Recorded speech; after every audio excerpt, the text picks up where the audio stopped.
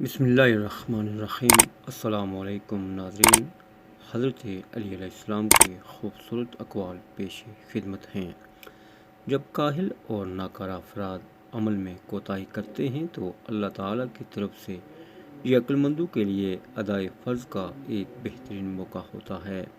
اگر کوئی بندہ مدت حیات اور اس کے انجام کو دیکھے تو امیدوں اور ان کے فریب سے نفرت کرنے لگے۔